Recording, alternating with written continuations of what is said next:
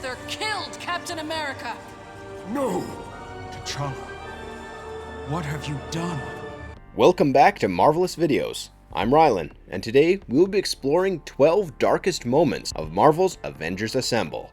With the contracts of Robert Downey Jr. and Chris Evans coming to an end, it has been a ride and a half for fans of the MCU. We've grown accustomed to the original Avengers lineup, and it is definitely hard to think about future Avengers movies without the help of Iron Man and Captain America. But the MCU-adjacent animated series, Marvel's Avengers Assemble, happens to be a promising series, where the character designs and behaviors are directly inspired by the actors who play them in the MCU. Which means you don't have to worry about things like actors' contracts.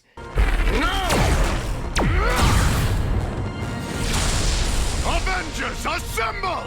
The series has 5 seasons so far, and has done a great job with its interpretations of stories, action-packed sequences, and of course, dialogue. The series has a really good array of dialogues that you just cannot miss. Earth's mightiest heroes keep finding themselves in tough situations, and animation allows the writers to expand the world and play with more plots when compared to live action.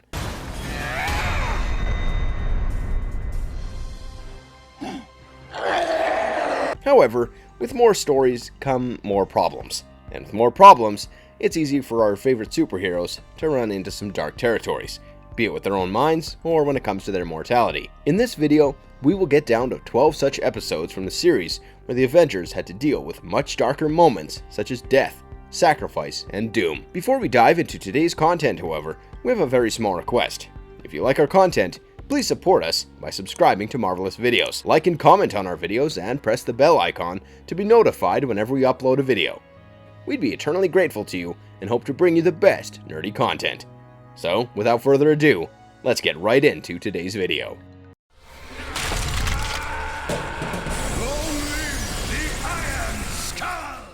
Number 1. Red Skull steals Iron Man's life support system, leaving Tony dead. The Avengers Protocol, Part 1, Season 1, Episode 1. The Avengers are engaged in battles of their own, with Stark monitoring them.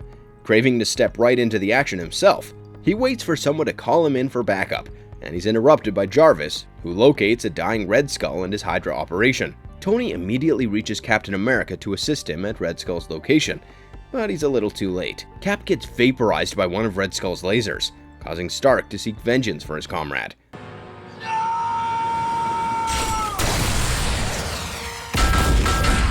He tries to kill the terrorist then and there, but MODOK teleports to their location and defeats Iron Man.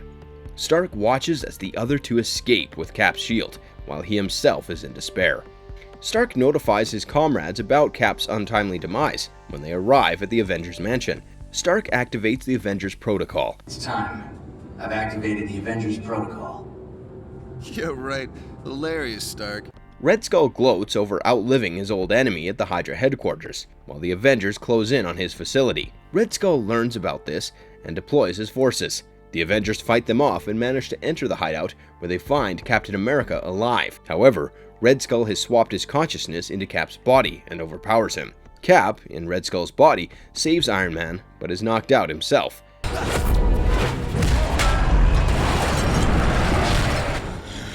Cap? Iron Man powers down all the systems in the facility with his unibeam, but it also shuts his armor down. However, the distraction was good enough for Falcon to infiltrate the hideout with definite ease. He defeats Red Skull and helps Captain America return to his original body. Their victory, however, doesn't last long, as Red Skull awakens MODOK and makes him steal Iron Man's arc reactor and his armor by force, for Red Skull to sport it himself. He teleports away with MODOK, while Stark passes out from his injury.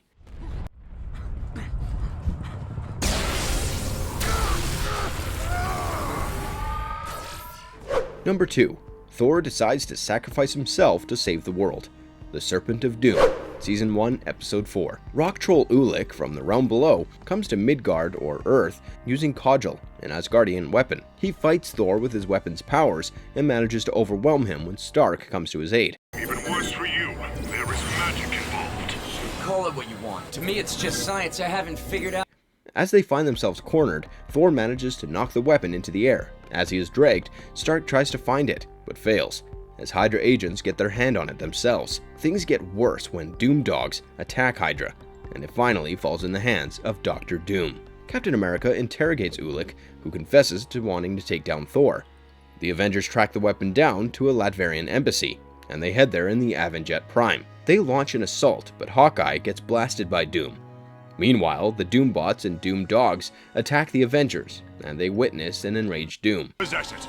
How dare you carry a weapon of Asgard! You want it back? Come. Doom uses Codgel to fight and splits the ground. The Midgard serpent, now released, attacks the city. Thor tells the others that the creature will grow until it consumes the whole Earth, and goes after it. Unable to withstand its power, Thor decides to sacrifice himself. However, Doom blasts him before he can do that, and the serpent attacks Doom and then Iron Man. Doom tries to control it with his weapon, but is stopped by Cap and Hawkeye. Iron Man finds Ulik's dimensional rift and Thor blasts it open. The creature is led to the rift and knocked to the realm below.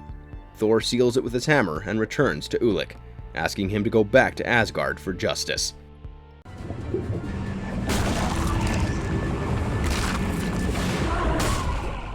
Number 3. Hulk is forced to prove his strength or die trying. Depth Charge, Season 1, Episode 9. A giant monster runs free in Manhattan. Hulk intercepts it and the two fight, but he realizes that something is wrong with this monster. He believes that it is scared and not ferocious. This one was running scared. Scared? What would scare a giant monster? The Avengers notice that the Atlantean army, heading towards Manhattan with their boss Attuna, is leading the charge. They bear a grudge against the surface dwellers and wish to take over Manhattan by making it go underwater. The Avengers battle the Atlanteans, and the fight leads to the New York subway. The Avengers discover a device attached at several points. The device activates and destabilizes the city's bedrock, causing it to slowly slide underwater. Meanwhile, a huge tidal wave gets closer to the city. Falcon and Iron Man manage to hold back the tides by creating an energy barrier, while Attuna provokes Hulk to fight him. Hulk is determined to show off his strength, but has a severely hard time against Attuna.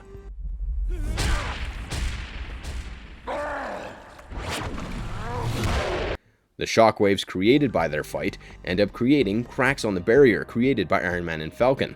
The Avengers try to get Hulk to calm down, but their pleas fall on deaf ears. After Attuna proves his superior strength, Hulk secedes.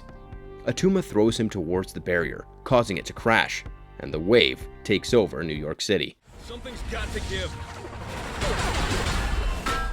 At this rate, the battle will never end. The Avengers struggle while the city is in danger, but suddenly, some of the water is drained from the city, and Iron Man realizes that Hulk is literally holding the island on his shoulders, underwater. Iron Man and Thor join Hulk to help him out when Attuna attacks them as well, causing Hulk to get overpowered out of rage. Not only does Hulk end up protecting the island and his friends, but he also bodies Attuna and wins the battle.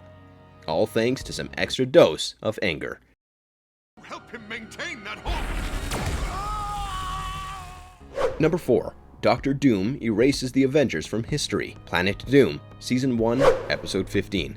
Thor returns to Asgard when Odin chides him for his obsession with Midgard, or Earth, and calls humans weak. Thor tries to defend them when Heimdall informs him about losing sight of Earth for a moment.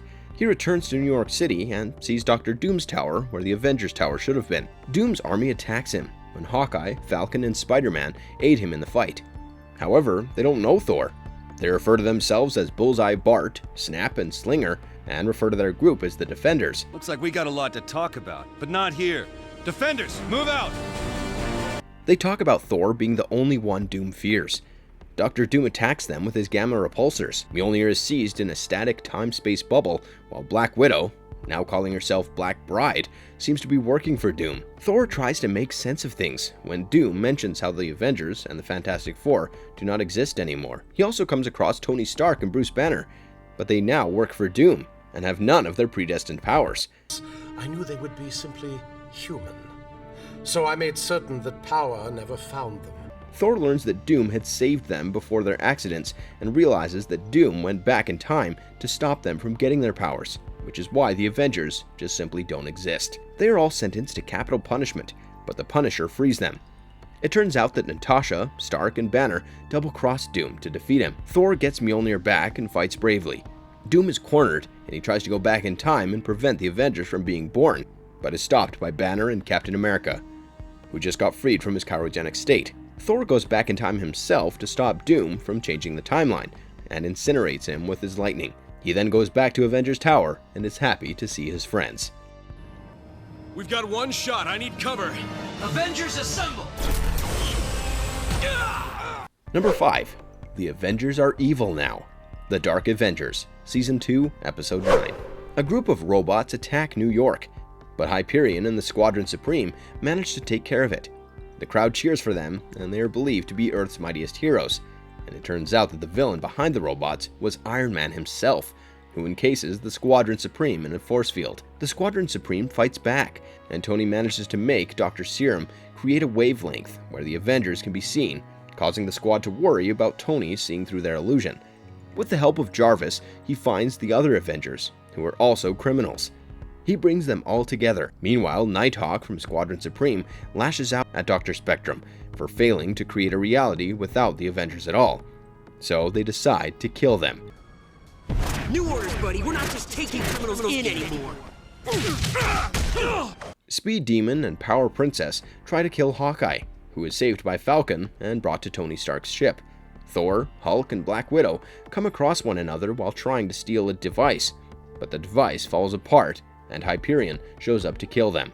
But before he can do so, Stark knocks him down with his ship and takes the other three to his base. Stark tells everyone how the Squadron Supreme has altered reality with the Reality Stone, but the others aren't interested in turning things back. Everyone is in awe when they think about how Captain America had saved Falcon, and it was almost as if they had worked before. Just then, Nighthawk launches a bomb at them, and Stark dies as he intercepts it and flies far into the air. The ship almost crashes, but the Avengers manage to ease things and decide to take down the Squadron Supreme. Oh, I'm sorry. You can't. The Avengers fight them at the Squadron Supreme's headquarters. Captain America knocks the Reality Stone away from Hyperion with his shield, and the shield returns to its original form. Hyperion shoots him away with his atomic vision, but Cap is saved by Iron Man, who is not actually dead. Dr. Spectrum is blasted away when the Squadron Supreme is defeated, one by one. Captain America turns reality back to normal, and Hulk and Thor defeat Power Princess and Speed Demon. The squad tries to destroy the headquarters, which is now the Avengers Tower, but the tower's automatic repair and some help from the Avengers fix it. In the end, when Captain America mentions how he will always remember what Tony did, Tony tells him that they would have all done the same thing. Do this?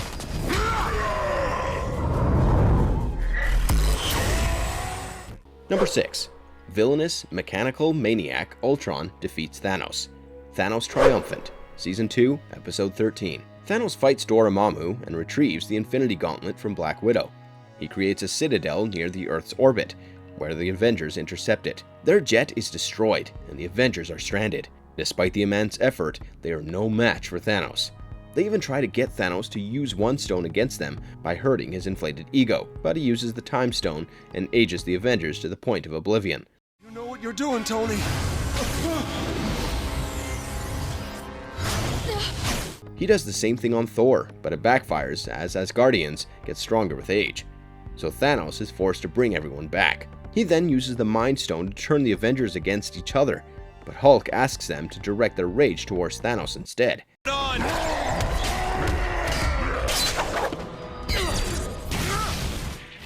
Miraculously, the Avengers overpower him and manage to take the gauntlet away. They return to Earth, where Nick Fury talks about the evil associations such as Hydra disbanding and Red Skull turning himself in. Cap smells something fishy and realizes that it's the effect of Thanos' Reality Stone. The Avengers snap back, but Thanos destroys Tony's suit, only to realize that it's an empty suit of armor. Monitored by Stark back on Earth, he uses the Space Stone to bring Stark and his workplace to the battle scene, where Stark brings out a modified arsenal. Previously, the arsenal could contain the power of only one stone, but now it can contain the gauntlet. Thanos attacks it and manages to take away the gauntlet. They all suddenly find themselves on Earth. But your system code left an opening for... The Avengers take down Thanos when Arsenal confesses to a change in contingency plans. Stark is baffled when Ultron takes over Arsenal. Now with the power of the gauntlet and its own code, it flies away with the plan of destroying humanity. Hi. This was Iron Man's idea. Destroy. Number 7. The destruction of the Avengers begin. Avengers Disassembled, Season 2, Episode 15.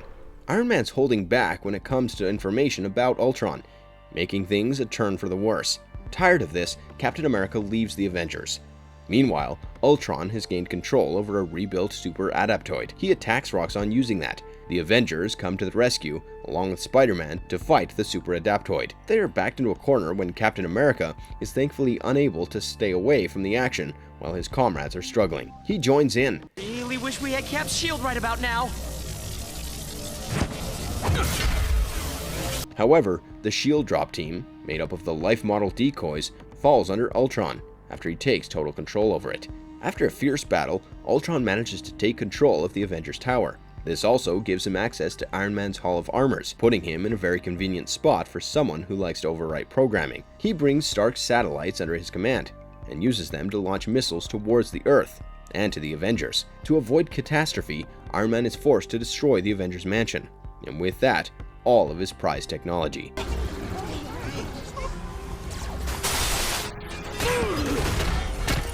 The entire fiasco leads to major conflict within the Avengers team.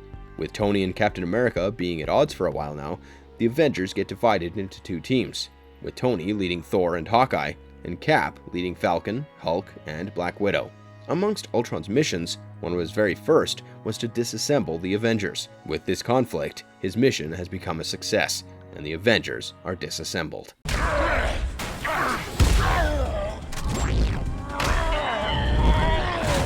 Number 8. SteelCorps remove almost all gamma radiation from Earth. De-Hulked, Season 3, Episode 8. Tony Stark fights the SteelCorps and finds his suit and life in jeopardy when Hulk comes in to protect him. Unfortunately, one of the SteelCorps robots hits him with a blaster and sucks the gamma radiation out of Hulk's cells, turning him back into Bruce Banner. Tony and Bruce manage to survive by a narrow margin. Bruce also recognizes the voice of the guy who hit him with the blast, but can't remember who it is. Back at the lab, Bruce is unable to turn back into the Hulk, even though he has some residual gamma radiation in him, which is only bound to increase with time. He decides to nerd around as a smart guy Bruce Banner. He upgrades Hawkeye's arrows and modifies Cap's helmet. However, he is saddened by the fact that his teammates want his muscle back, and don't exactly appreciate his smart side. Disappointed, he walks away.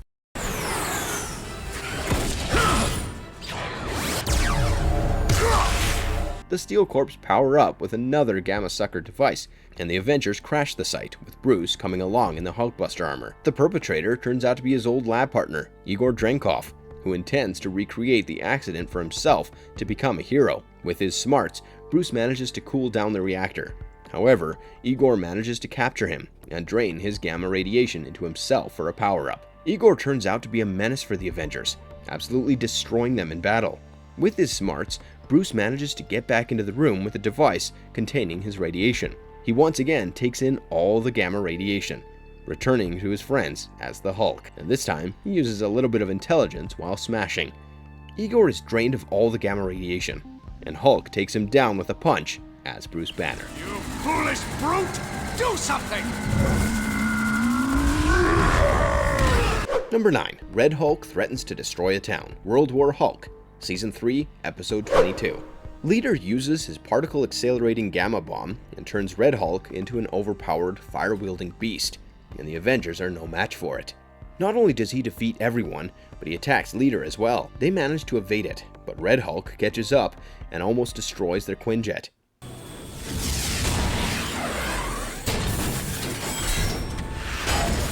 Tony gives everyone except Thor a Hulkbuster suit, and they manage to hold off Red Hulk for a while, but they're still not strong enough. Meanwhile, Hulk struggles with his inner psyche when Banner comes to his side to advise him. It works out, and Hulk decides to go help the Avengers, even when Truman Marsh calls him a monster and says that he will be blamed for the collateral damage. Hey, Red! Go home before I make you! After the battle, Hulk realizes that he's not strong enough for Red Hulk. Change of plans. Hulk asks him to hit him with more gamma radiation so that he can get stronger. They are a bit skeptical to do so, given Hulk's inability to control himself in the past, but they take that risk. The plan works out, and after a fit of rage, Natasha, Stark, and Bruce manage to calm Hulk down after he sets off to fight Red Hulk with a new plan. The two Hulks fight, and even though Red Hulk still seems to be stronger by a margin, Hulk tells him that he will win as he has the Avengers by his side. Tony encloses both of their necks with a collar, and Hulk takes in the Gamma from the Red Hulk. Once again, Banner comes to his side and helps him cool down amidst the obnoxious amount of gamma radiation that was now working its way throughout his body. It works out perfectly, and the Hulk shrinks to his normal green form. Well, normal for him anyway. Loki, this is a fight you cannot win! Then I'll have others win it. Number 10. Loki has turned the Earth into a frozen wasteland. The Return, Season 4, Episode 13.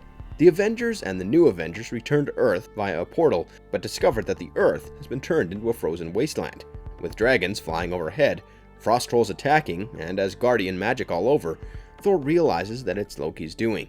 They find Loki, who sits in a frozen room guarded by his frost trolls, and wields the Casket of Ancient Winters. He manages to freeze everyone in their tracks, as he wants to rule over Thor's beloved Midgard and destroy it, but they eventually escape.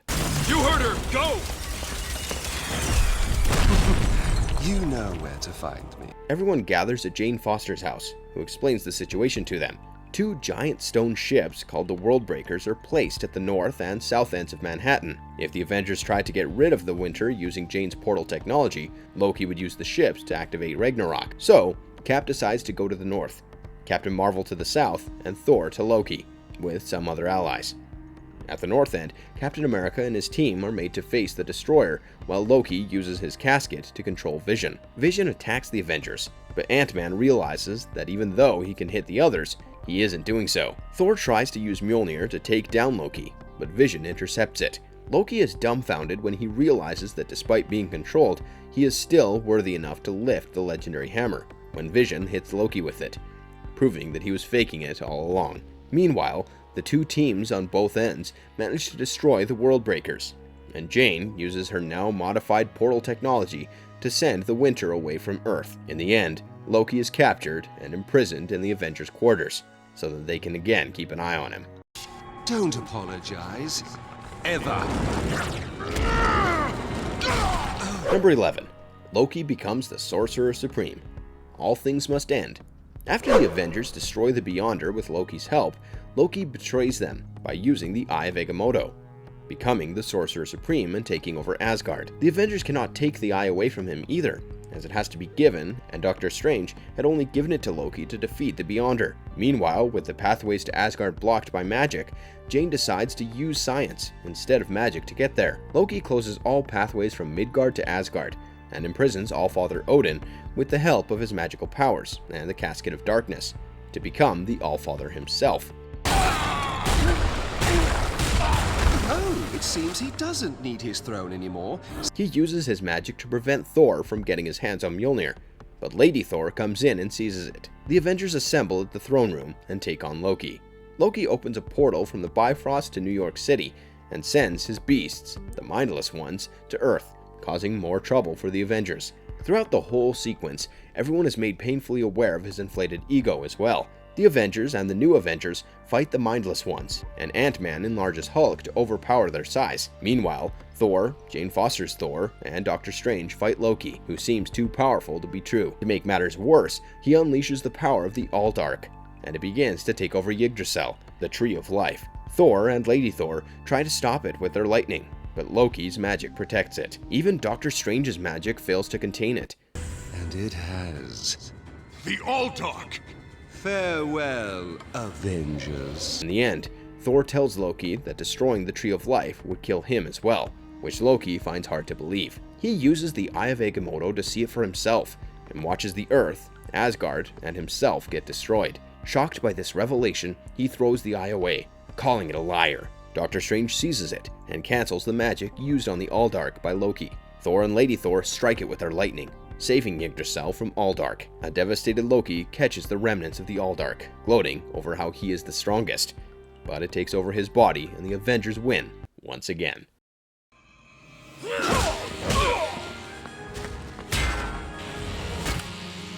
Number 12. Captain America dies saving humanity. Descent of the Shadow, Season 5, Episode 12. The Secret Avengers fight the Shadow Council as Killmonger and his comrades try to take a precious crown away, a crown to bring Wakanda to its rightful place in the world, according to Killmonger.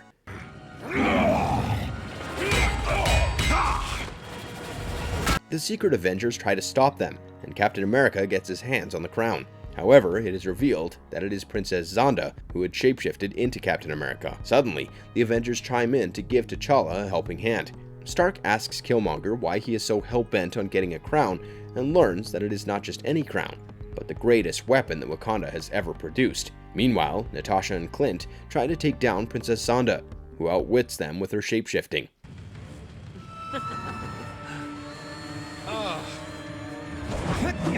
Shuri also manages to take down Ulysses Claw, and the crown falls in Zemo's hands, while T'Challa fights Killmonger. However, despite being T'Challa's ally, Zemo wears the crown and seizes the power for himself. Remove the crown before it's too late. It's already too late for all of you. Zemo tries to cause damage to New York City when the power of the crown begins to mess with his head. He sends a huge energy wave, but T'Challa's vibranium suit and Steve's vibranium shield protect them. Shuri tortured Claw into a confession. Killmonger had learned about the lost legend of the crown, which is why he had Claw digging around in the sky.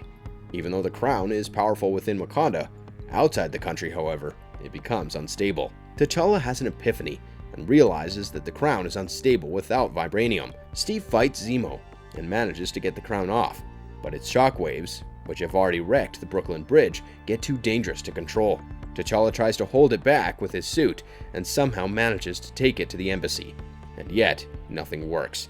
Ultimately, Steve Rogers tries to contain a huge blast with his shield and body, and presumably dies while doing so. The Avengers enter the room, and Natasha claims that Black Panther had killed Captain America. What did you think of these episodes? What are your favorite dark parts of the series? If you enjoyed today's video, don't forget to send a like and subscribe to our channel if you haven't already. For marvelous videos, I'm Rylan. Have a good one, be safe, and thanks for watching. Because heroes will make it that way. Heroes like the Avengers. Avengers Assemble!